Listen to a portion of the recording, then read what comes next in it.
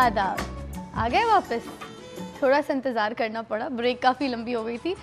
अच्छा जी, अब हमें ज्वाइन किया है कुछ ऐसे मेहमानों ने जो कि उम्रा करके आए हैं अभी रिसेंटली, और आपको जैसे कि पता है कि ये पहला अशरा हम आपके उन लोगों से मुलाकात करवा रहे हैं जो कि उम्रे करके हमारे साथ यहाँ पे शो पे हमारे साथ डिस्कस करेंगे अपने एक्सपीरियंसेस और वहाँ के शॉपिंग किस तरह से है, वहाँ का खाना पीना कैसा है, वहाँ पे जब जाते हैं तो कैसा लगता है, ये सारी बातें। ऑल्सो जब वहाँ पे जाते हैं तो क्या मसाइल का सामना फेस करना पड़ता है इनको, तो वो सारे सवाल भी बहुत सारे करने को है। तो अभी हमारे साथ जो मेहमान हैं वो हैं कामरान साहब और उनकी बेगम अमरीन, और उस तरफ जो है वो हैं जाहिद इस्लाम साहब और उनकी बेगम हैं साइमा जाहिद। अस्सलाम वालेकुम। वालेकुम सलाम। तो पहले ज़रा कामरान साहब आपसे गुफ्तगू शुरू हो जाती है। जी सर। ये बताइए कि कितने रोज़े रख लिए? 4 रोज़ा था आज, कितने रोज़े आपने रख लिए?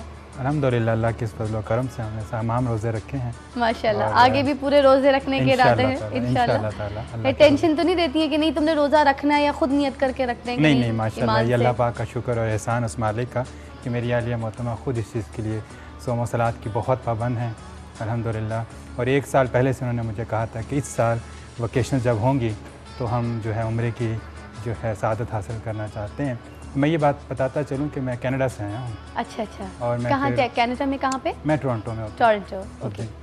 और इस साल जब बच्चों की वैकेशन स्टार्ट हुई हैं तो 15 जून को ही हमने प्लान बनाया और हम सीधा फिर पाकिस्तान से होते हुए उम्रे पे चले गए और अभी रिसेंटली 4-5 दिन पहले ही वापस आए अल्हम्दुलिल्लाह। तो जब सबसे पहले गए वहाँ पे और बहुत सारी प्लानिंग करके गए होंगे, बहुत सारी दुआएं मांगूंगा, ये मांगूंगा, वो मांगूंगा, अल्लाह के घर जा रहा हूँ।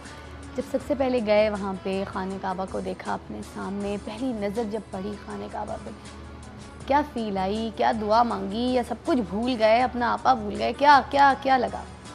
सच बात तो ये है कि वो मंज़र और वो कैफियत अभी भी आँखों के सामने है और दिल चाहता है कि पलट के वापस नहीं चले जाएँ। और उसकी कैफियत ही वैसी होती है कि इंसान समझता ही नहीं कि उस वक्त इस कायनात इस दुनिया में है। वो एक रंग और कैफियत ही जुदा होती है, वो मंज़र ही वो समा ही नाकाबिले बयां होता है।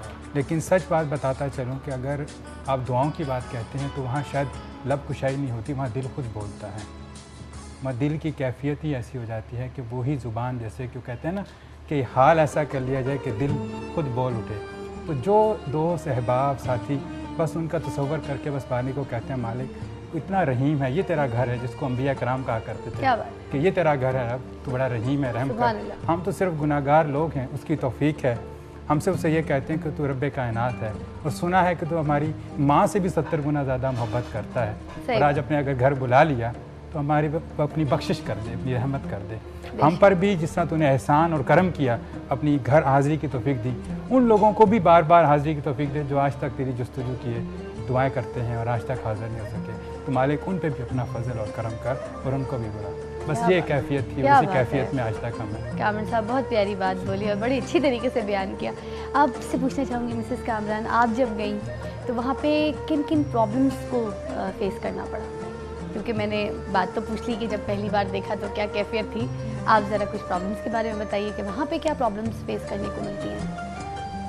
बस सब्र होना चाहिए, प्रॉब्लम्स तो कुछ भी नहीं होती वहाँ पे। कोई प्रॉब्लम ऐसी कोई नहीं? सफ़र की नहीं, कोई किसी किस्म की कोई तकलीफ़ या कोई भी, अगर आपके पास सब्र है तो आप सब कुछ फेस। सब्र तो हमारी कौम में बड़ा है। मैंने जैसे थोड़ी देर पहले भी बताया था कि हमारे पास 1 घंटा बिजली आती है, 1 घंटा नहीं आती, मगर सब्र देखें हमारी कौम में कितना है, बर्दाश्त करती है कि नहीं है? सॉरी, लाइट की वजह से तो बहुत ही सब्र वाले हो गए आदी हो गए।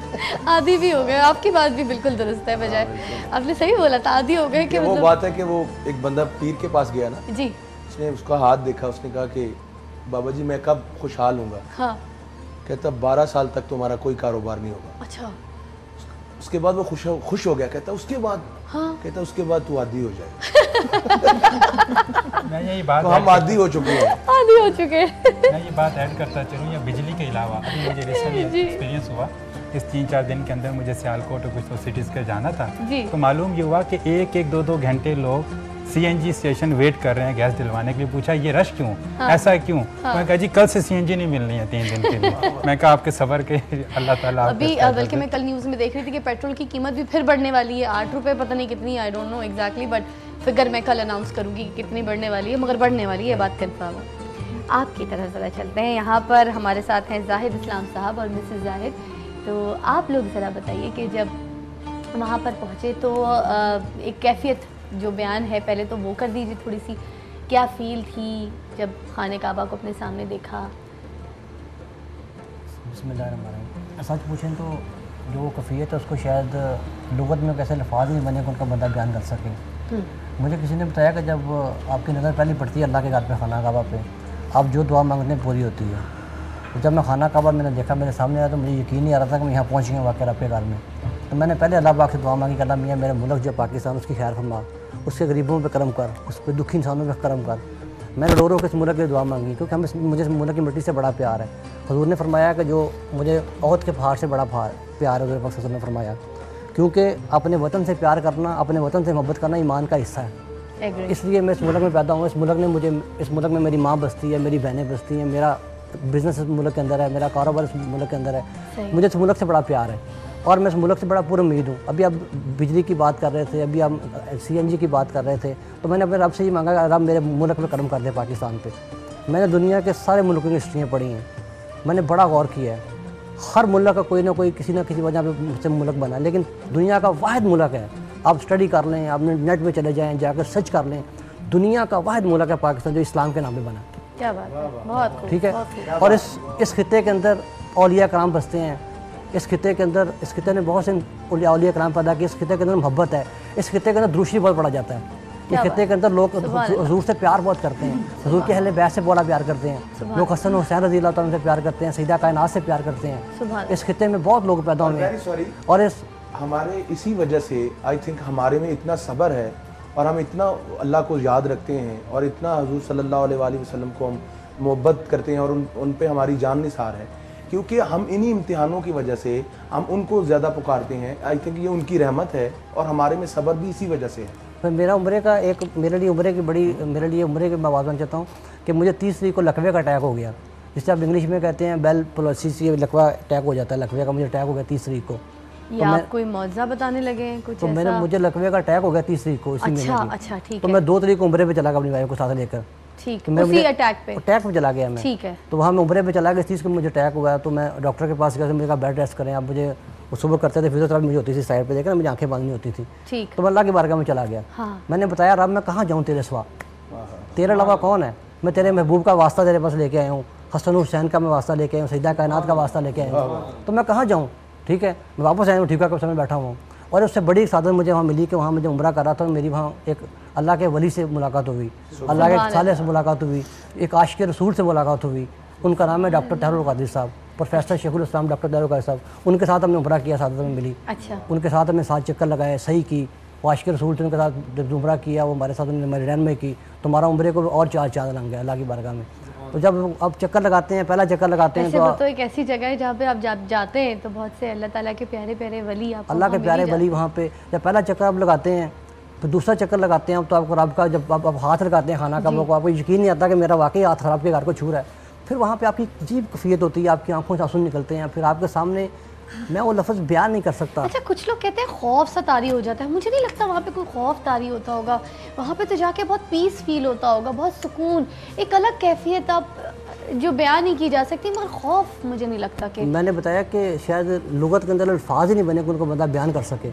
माँ के पास जब बच्चा जाता है, माँ की गोश्त में उसको खौफ आता है, वो तो 100 माह ज़्यादा प्यार करता है, कहता है मेरे पास 100 में 100 माह ज़्यादा प्यार करता हूँ। वो बुलाता है, तो वो तो अपनी आगोश में ले लेता है और अबू कहता है आओ मेरे पास। तो फिर अल्लाह पाक ने, मैंने जब वहाँ उम्रे से मैं मैं मदीना मुनव्वरा से पहले गया, वहाँ हुजूर की बारगाह से आया मैं, तो मैं हुजूर की बारगाह में दुआ करके आया था या रसूल अल्लाह कि अल्लाह ने फरमाया कि जब तुम अपनी जान में जुल्म कर लो तो मेरे महबूब की बारगाह में आ जाओ, हुजूर वसल्लम की बारगाह में आकर वहाँ दुआ तौबा करो, मैं माफ़ कर दूँगा। रब ने नहीं कहा कि मेरी बारगाह में आ जाओ। तो मैं हुजूर की बारगाह में गया, मैं कहा या रसूल अल्लाह मैं आपसे क्या मांगूँ, ज़िंदगी में ऐसा लम्हा ही नहीं आया जबकि करम से खाली गुजरा हो। ठीक है, मैंने कहा आपकी बेटी फातिमा ज़हरा का वास्ता, आपको हसन हुसैन का वास्ता, मुझे इस यकीन से भेजे कि मुझे दोबारा फिर आप बुलाएंगे। मैंने कहा आका आपके पास मेरा कलमा इमानत है ला इलाहा इल्लल्लाह मुहम्मद रसूलुल्लाह, मुझे मरते वक्त यासो ता कर दीजिएगा। मैंने कहा आपसे बड़ा इमानत अमीन कौन है? फिर मैंने आका की बारगाह में कहा कि आका मैं पाकिस्तान जा रहा हूँ वापस अपने मुल्क के अंदर, मैं आपको आखिरी इस्लाम तो नहीं करने आया, लेकिन मुझे इस यकीन से भेजें, इस मुझे वादे से भेजें अपनी बेटी सजदा कायनात का वास्ता कि मुझे दोबारा फिर मुझे बुलाएंगे। फिर मैंने आका से बात जाते हुए कहा कि या रसूल अल्लाह मुझे लावारस ना कीजिएगा, मेरे वारस आप हैं। तो जब हजूर की बारगाह में जाते हैं मदीना मक्का में, हम गुनाहगार लोग हैं, ख़ताकार स्याहकार लोग हैं, बिज़नेस करते हैं, कारोबार करते हैं, ट्रेड करते हैं, दुनियादार लोग हैं, अल्लाह ने बड़ा में नवाजा हुआ है इस मुल्क के अंदर। तो वहाँ जाके मैं क्या आपको बताऊँ, एक एक वहाँ की चीज़ निराली है। फिर मैं जाता था मैं बल्कि मिसेस जाहिद से भी कुछ पूछना चाहूँगी कि आप कुछ बयान कीजिए, आपकी क्या कैफियत थी जब स्पेशली उनको लकवे का अटैक हुआ था और उसके बाद जब वो ठीक हुए? मैंने इनको पहले यही कहा था कि अगर आपकी तबीयत बेहतर है तो हम जाते हैं, लेकिन वहाँ जाके इन्होंने कहा नहीं मैंने डिले नहीं करना।